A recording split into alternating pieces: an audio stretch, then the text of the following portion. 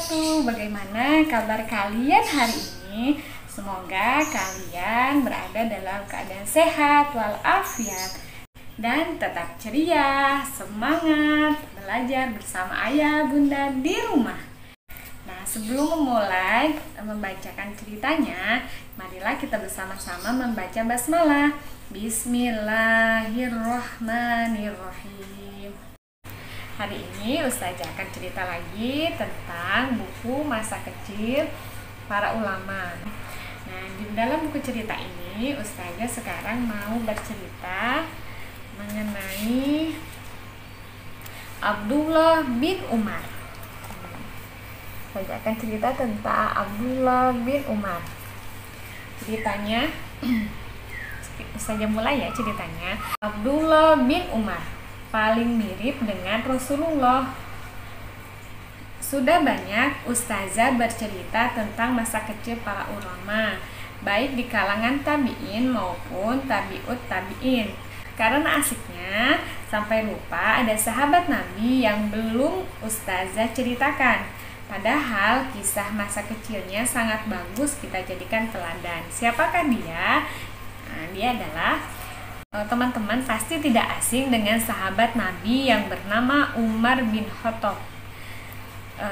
Seorang pahlawan Islam yang pemberani, tidak ada yang ditakuti selain Allah. Tetapi bukan sahabat Umar yang hendak ustazah ceritakan, tetapi putranya. Nah, Umar memiliki anak yang juga sangat pemberani, namanya Abdullah bin Umar. Ia masuk Islam sejak kecil, lalu dengan berani turut hijrah bersama ayahnya dengan terang-terangan. Padahal ketika itu semua sahabat yang hijrah harus dengan sembunyi-sembunyi, khawatir dibunuh oleh orang-orang musyrik. Sejak kecil ia telah merasakan beratnya perjuangan.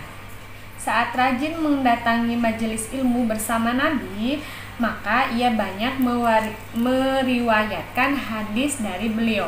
Meskipun masih kecil, kecerdasannya mengungguli orang-orang dewasa. Terkadang ia bisa memahami sesuatu yang belum dipahami oleh orang-orang dewasa yang cerdas. Pernah Nabi mengajukan pertanyaan kepada para sahabat, "Tahukah kalian apakah syajarah thayyiban, atau yakni apa yang sifatnya mirip dengan sifat orang mukmin?" Ketika itu Abdullah bin Umar sebenarnya bisa menjawab, yakni pohon kurma. Hanya saja ia malu karena di situ banyak tokoh-tokoh sahabat, termasuk ayahandanya berada di situ. Namun tidak ada satupun yang bisa menjawab. Lalu Nabi bersabda, "Itu adalah pohon kurma." Ketika pulang, ia menceritakan kepada ayahnya bahwa tadi sebenarnya ia bisa menjawab. Lalu ayahnya bertanya, "Mengapa kamu tidak menjawabnya?" Ia berkata, "Saya malu." Lalu ayahnya berkata, "Andai saja tadi kamu menjawabnya, sungguh itu lebih aku sukai daripada dunia dan seisinya." Nah, kecintaannya kepada Rasulullah SAW membuatnya meniru setiap gerak-geriknya dan tingkah laku Nabi. Bahkan ia senang berjalan di belakang Nabi, lalu menapaki bekas jejak kaki Nabi. Banyak yang berkata bahwa ia paling rajin mengikuti gerak-gerik Rasulullah dalam segala hal. Ia pernah mendengar Nabi menyebut namanya. Sebaik-baik anak adalah Abdullah bin Umar.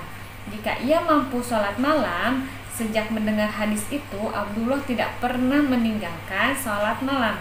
Ia selalu bangun malam untuk mengerjakan sholat tahajud. Pernah juga ia terlambat salat jamaah Isya, maka malam itu ia tidak ngantuk. Ia gunakan semalam suntuk untuk sholat. Seiring bertambahnya umur, kecerdasannya semakin tampak. Amal sholih yang ia kerjakan juga semakin banyak. Pernah berhaji 60 kali. Pernah umroh 1000 kali. Pernah memerdekakan budak 1000 orang. Dan masih banyak lagi. Nah, siapa yang ingin mengikuti jejak Abdullah bin Umar? Caranya banyak mengikuti pengajian, rajin menuntut ilmu, meneladani akhlak Nabi, dan banyak sholat malam. Seperti hadis Nabi yang menjadi motivasi bagi Abdullah bin Umar. Sebaik-baiknya orang adalah Abdullah jika ia mau sholat malam. Nah, begitu teman-teman cerita dari kisah ini.